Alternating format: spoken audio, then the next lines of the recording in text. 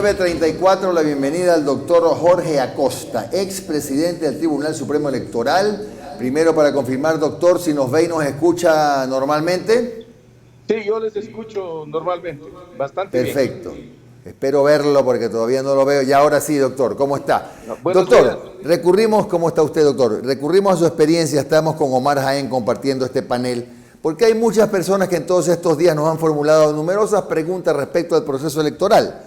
Una de ellas, posiblemente la más saliente, es la que tiene que ver con los cambios que se están dando en la reglamentación del proceso de elecciones en el año previo, en el medio del año previo a la elección. Por ejemplo, esto de que se obligue, mejor dicho, a que la inscripción de candidatura sea presencial, es decir, que el ciudadano que vive en el oriente, casi que en la selva amazónica, tiene que presentarse y no hacerlo de otra manera, que puede ser virtual, o hasta la gente hasta se casa virtualmente, o por interpuesta persona, qué sé yo. Dígame, para salir de la duda, si esos cambios se pueden hacer en estos momentos.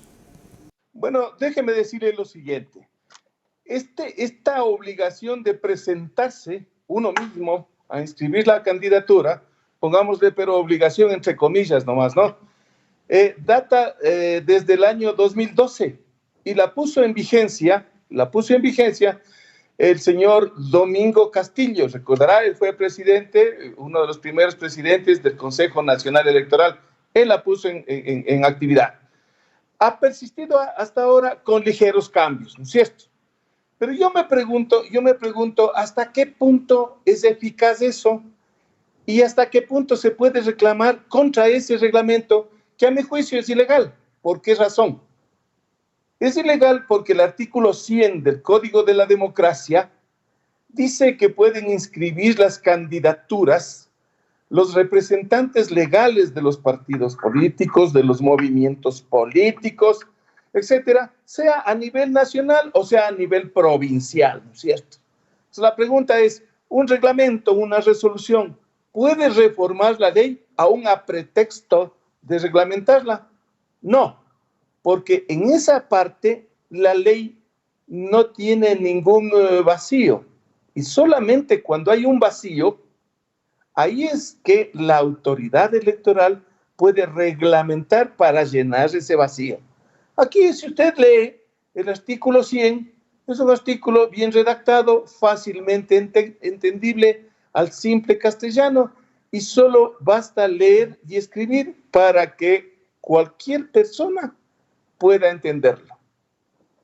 En el supuesto no consentido de que no se haya dictado sentencia ejecutoriada contra el expresidente Correa y que eso lo faculte para inscribirse como candidato a la vicepresidencia. De acuerdo a su criterio, no debería tener impedimento legal para que el director o directora de su partido o de su organización lo inscriba. ¿Eso entendí? A mi juicio, eso es lo que debe ocurrir.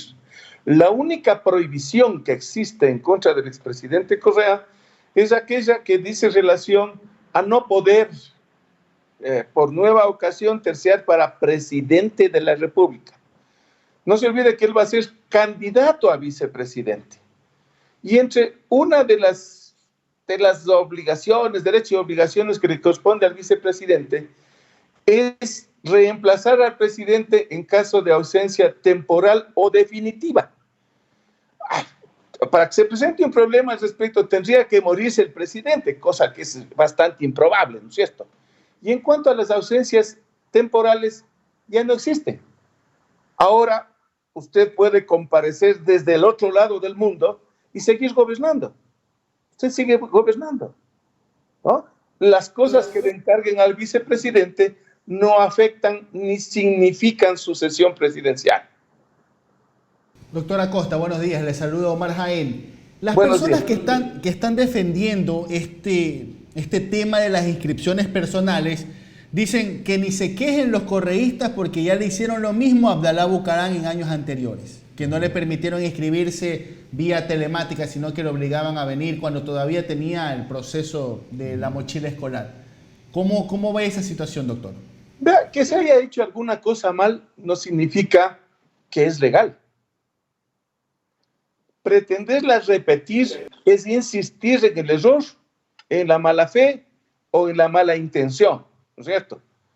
Lo que bastaría para cualquiera que quiera lanzarse de candidato y no pueda venir acá al Ecuador por A o B circunstancias, es que su representante, el representante del movimiento o partido político que fuere, acuda ante un juez e interponga una acción de protección inmediatamente, porque es evidente que la resolución y el reglamento contravienen la clarísima disposición legal del artículo 100 del Código de la Democracia. Y según la prelación constitucional, aquella que consta en la Constitución, primero se aplica pues la Constitución, las leyes orgánicas, las leyes especiales, las leyes ordinarias, las ordenanzas, los reglamentos y las resoluciones.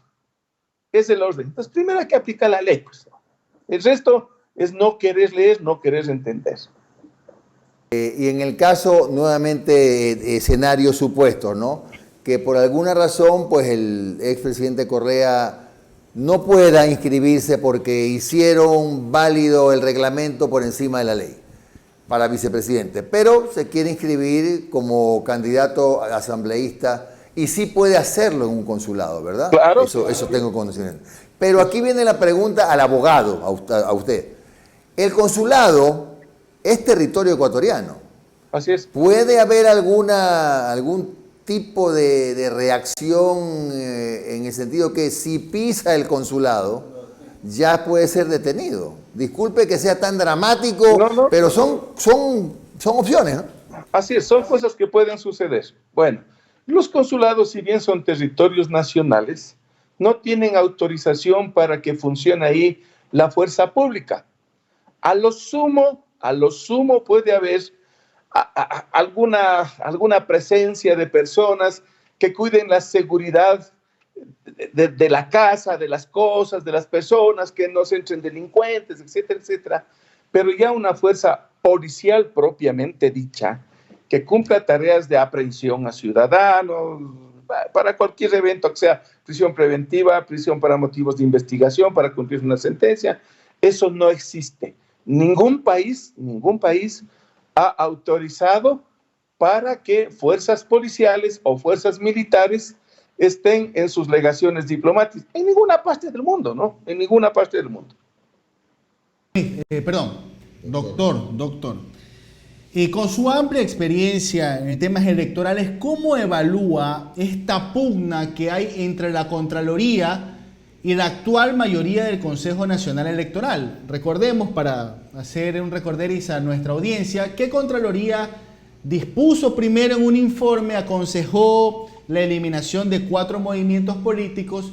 Después, el 19 de junio, el día en que cerraba la inscripción de los partidos, ordenó la eliminación y 3 días después, como no dieron paso a esa eliminación, dispuso la separación de 3 vocales del Consejo Nacional Electoral. ¿Usted cómo ve este proceso? ¿Tiene atribuciones Contraloría como para disponer esto?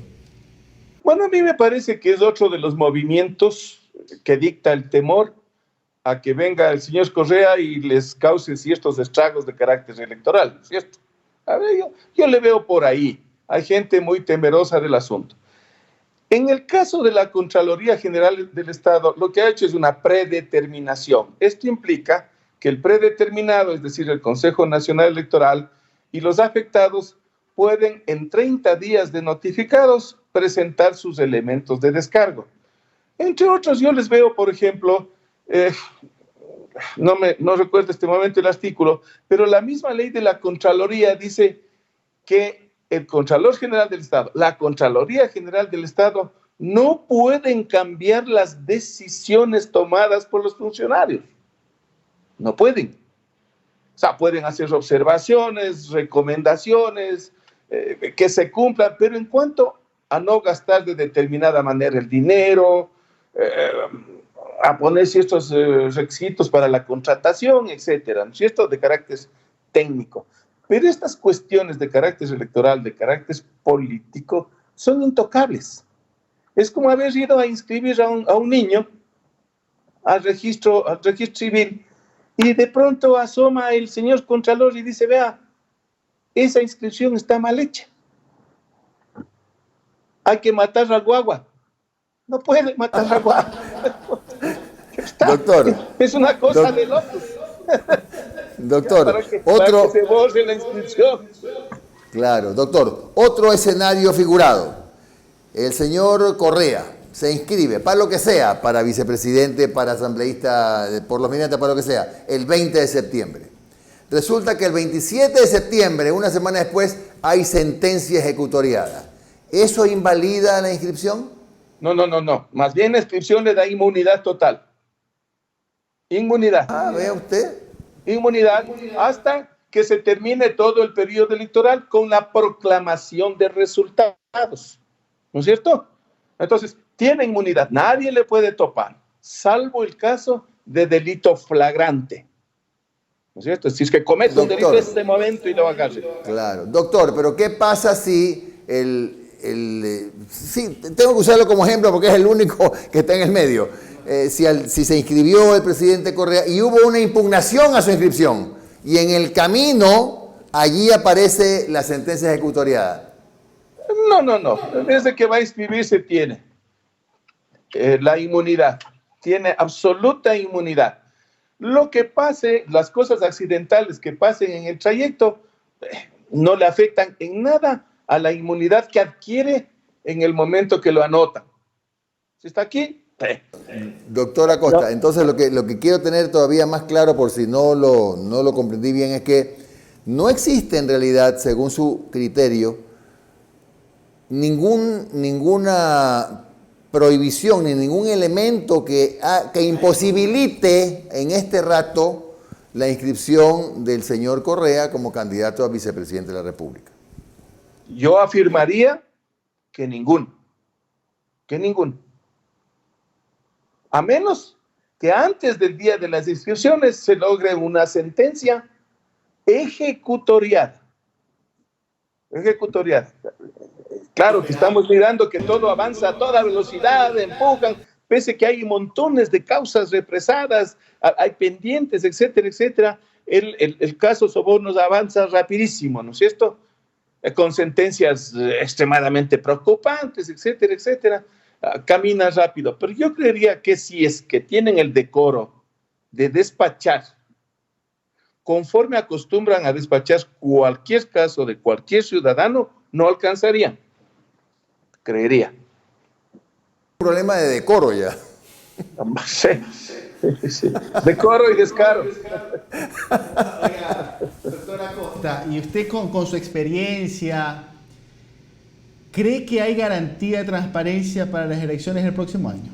Indistintamente del caso Soborno, el caso del correísmo, en general, ¿hay garantías de que haya transparencia en las próximas elecciones? Verá, el deporte nacional en tiempo de elecciones es anunciar fraudes, ¿no es cierto? Ya. Obviamente, garantía de la democracia debe ser la autoridad electoral, pero ella sola no puede garantizar al 100%. Nos corresponde a todos los ciudadanos ayudar a que el proceso sea transparente. Por ejemplo, los medios de comunicación sin aceptar contrataciones de publicidad prohibidas, tratando de que sea equilibrada la entrevista a diferentes candidatos, y los partidos y movimientos políticos teniendo preparada su gente para que estén en todas y cada una de las mesas electorales, en los recintos, para que vigilen que el voto del ciudadano va precisamente a la persona a quien ella escogió, que el ciudadano escogió, ¿no es cierto? Y que se llene bien el acta y que se escanee bien el acta, etcétera, etcétera. Eso es una responsabilidad que nunca, en mi experiencia, nunca han cumplido los partidos, los movimientos, los sujetos políticos. Recuerde usted las elecciones presidenciales anteriores, que con gran escándalo, bombos y platillos dijeron que había 5,000 actas que tienen irregularidades, etcétera, etcétera. A la hora del té se les dijo presenten y no presentaron ni una. Entonces, todo esto de la transparencia requiere la actividad de la sociedad en su conjunto, inclusive hasta para vigilar a la autoridad. Claro, doctora Acosta, yo no sé si a lo mejor en un momento que estaba tomando nota ya lo preguntó Omar, y si ya lo preguntó, lo pregunto de nuevo. ¿Qué peso tiene la recomendación del Contralor del Estado de dar de baja 4 organizaciones políticas? ¿Eso tiene carácter perentorio? ¿Eso ya es una orden al CNE? ¿O el CNE está por encima, siendo la autoridad electoral en pleno periodo electoral, incluso de las recomendaciones de la Contraloría?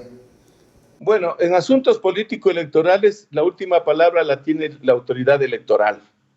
Inclusive en época electoral no le entra, no le entra ni siquiera una acción constitucional.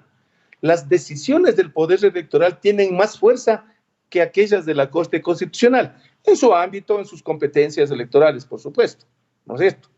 Entonces, desde ese punto de vista, la Contraloría puede revisar todos los actos, pero en cuanto a los fines que busca la institución, al modo de gastar el dinero, si ese dinero fue debidamente orientado para la consecución del objetivo, y cuando ha habido algún pago indebido, la recomendación se convierte en una exigencia. Debe ser devuelto ese dinero indebido inmediatamente, salvo otras consecuencias, ¿no es cierto? Las destituciones pueden ser impugnadas, etcétera, etcétera. Pero en esta materia no tiene nada que hacer la Contraloría, pero nada. Ya no se olvide que ya les registraron al partido y movimientos políticos que están en este problema. Y no solo a ellos, fueron 13 en total. ¿Por qué no se les ha dado el mismo tratamiento al resto? ¿Qué pasó con las firmas falsas que en tiempo del Domingo Paredes mismo funcionaron? ¿Recibieron el mismo trato de amenaza de destitución? No. ¿Los partidos y movimientos recibieron también la admonición de que deben ser borrados del registro? No. Ahora 9 de los 13 siguen vivos, siguen gozando de buena salud, ¿no es cierto? Ese es un trato discriminatorio, absolutamente discriminatorio. Y entre las causas de extinción de los partidos y movimientos políticos, no se encuentra aquella de que una autoridad extraña a la función judicial disponga. Es decir, si usted no ha sacado el porcentaje en 2 elecciones sucesivas, distintas, usted ya tiene ahí una causal de desaparición, ¿cierto? Si usted se reúne con su gente y dice ya no queremos tener mal partido, lo resuelven y desaparece. Pero si usted revisa la ley, no encuentra con que el Contralor ordene. Ojo, este sería un antecedente funesto, porque cualquier rato se le ocurre al Contralor hacer una auditoría a las elecciones presidenciales y dice, el señor no ha ganado, este otro es el que ha ganado, y nos pone presidente. ¿Qué le parece? Doctor, en ese mismo marco, y para no sacarlo del tema, el CNE, si quisiera, podría plantear la destitución del Contralor. Estoy hablando en sentido figurado, ¿no? Si quisiera, podría plantear la destitución del Contralor. Yo creo que sí. Yo creo que sí. Puede plantear, puede hacer el análisis correspondiente, determinar las causales, fundamentarse en hecho y en derecho y solicitarle al Tribunal Contencioso Electoral que previo al trámite de ley aplique la medida, ¿no es cierto? Porque ahora ya se hace en 2 fases. Antes nosotros lo hacíamos directamente. ¿Por qué? Porque teníamos las 2 características. La administrativa, que manejaba toda la carpintería electoral, y la de administrar justicia, asimismo electoral, ¿no es cierto? Simplemente puede rechazar la solicitud del Contralor, en términos jurídicos. Declarar no aplicar. Interesante, doctor. Doctor, muy agradecido, que teníamos 1.500 dudas, ya no tenemos ninguna. 1.500 respuestas Han sido absueltas. Le agradecemos mucho, doctor. Con todo gusto. Un abrazo grande, ¿ah?